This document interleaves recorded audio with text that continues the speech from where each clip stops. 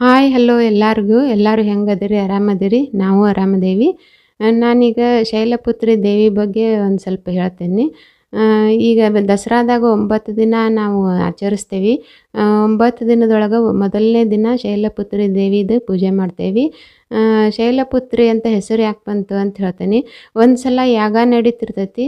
ಆವಾಗ ಅಲ್ಲೇ ದಕ್ಷ ಬ್ರಹ್ಮನು ಹೊಕ್ಕಾನ. ದಕ್ಷ ಬ್ರಹ್ಮ ಅಂದ್ರೆ ಪಾರ್ವತಿ ದೇವಿಯ ತಂದೆ.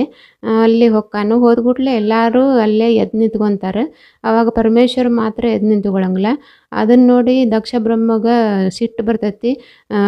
ಏನೋ ನನ್ನ ಪರಮೇಶ್ವರ ಅವಮಾನ ಮಾಡಿನ ಅಂತಂದು ಅವಾಗ ಅನಿಸ್ತೈತಿ. ಆವಾಗ ಮುಂದೊಂದು ದಿನ ತಾನು ಯಾಗ ಮಾಡ್ಬೇಕು. ಯಾಗ ಮಾಡಿ ಅವಾಗ ಪರಮೇಶ್ವರಿಗೆ ಅವಮಾನ ಮಾಡ್ಬೇಕು ಅಂತಂದು ಯೋಚನೆ ಮಾಡ್ತಾನೆ. ಹಂಗೆ ಯಾಗ ಏರ್ಪಡಿಸ್ತಾನೆ. ಎಲ್ಲರನ್ನೂ ಕರೀತಾನೆ. ಆದರೆ ಪಾರ್ವತಿ ಪರಮೇಶ್ವರಿಗೆ ಮಾತ್ರ ಹೇಳಂಗಿಲ್ಲ, ಅವ್ರನ್ನ ಕರೆಯಂಗಿಲ್ಲ. ಆವಾಗ ಪಾರ್ವತಿಗೆ ಈ ವಿಷಯ ಗೊತ್ತಾಕತಿ. ಅವ್ರ ತಂದೆ ಯಾಗ ಮಾಡಾಕತ್ತಾನ ಅಂತಂದು ಗೊತ್ತಾಕತಿ. ಅವಾಗ ಪರಮೇಶ್ವರನ ಕಡೆ ಹೋಗಿ ಹೇಳ್ತಾಳೆ, ನಾನು ಹೋಗ್ಲೇನ ಯಾಗಕ್ಕೆ, ನಮ್ಮ ತಂದೆಯವ್ರು ಯಾಗ ಏರ್ಪಡಿಸ್ಯಾರ, ನಾನು ಹೋಗ್ಲೇನ ಅಂತ ಕೇಳ್ತಾಳೆ. ಅವಾಗ ಬೇಡ, ನೀ ಹೋಗೋದು ಬೇಡ. ಯಾಕಂದ್ರೆ ಎಲ್ಲರನ್ನೂ ಕರೆದಾರ, ನಮಗೆ ಮಾತ್ರ ಅವ್ರು ಆಮಂತ್ರಣ ಕೊಟ್ಟಿಲ್ಲ. ಅದಕ್ಕೆ ಕರೀಲಿಲ್ದವ್ರ ಮನೆಗೆ ಹಂಗೆ ಹೋಗಬಾರ್ದು ಅಂತ ಹೇಳ್ತಾನೆ.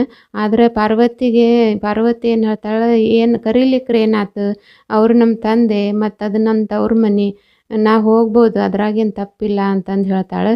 ಭಾಳ ಹಠ ಮಾಡ್ತಾಳೆ ಹೊಕ್ಕೇನೆ ಅಂತಂದು. ಅವಾಗ ಪರಮೇಶ್ವರ, ನಾ ಹೇಳಿದ್ರು ನೀನು ಕೇಳುವಲ್ಲಿ, ಹಠ ಮಾಡಾಕತ್ತಿ, ಆತು ಹೋಗಿ ಬಾ ಅಂತ ಹೇಳ್ತಾನೆ.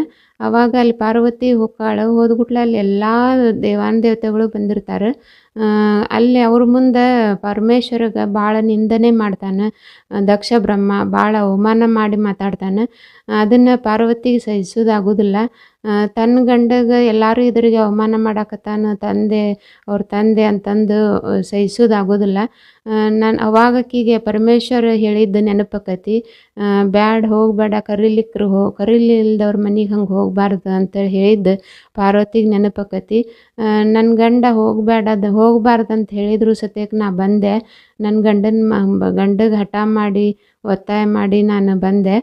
ಆದ್ರೆ ಇಲ್ಲೇ ನನ್ನ ಗಂಡಗೆ ಅವಮಾನ ಮಾಡಾಕತ್ತಾರ. ನನ್ನ ಗಂಡಗೆ ಅವಮಾನ ಮಾಡಿದ್ರೆ ನನಗೂ ಅವಮಾನ ಆದಂಗನ ಅಂತಂದು ಭಾಳ ಸಿಟ್ಟು ಬಂದು ಮನ್ಸಿಗೆ ಒಂಥರ ನೋವು ಅನಿಸಿ ಅಗ್ನಿಕುಂಡದೊಳಗೆ ಬಿದ್ದು ಬಿಡ್ತಾಳೆ.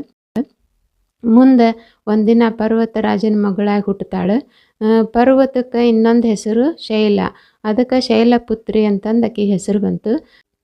ಹಿಮಾಲಯದಲ್ಲಿ ತಪವನ್ನು ಗೈದು ವನ್ಯ ಮೃಗಗಳ ಪಾಲನೆ ಮಾಡಿ ಪರ್ವತ ಶ್ರೇಣಿಯ ಪ್ರಸನ್ನವದನೆ ಶ್ರೀಶೈಲಪುತ್ರಿ ನಮೋ ನಮೋ, ಶ್ರೀಶೈಲಪುತ್ರಿ ನಮೋ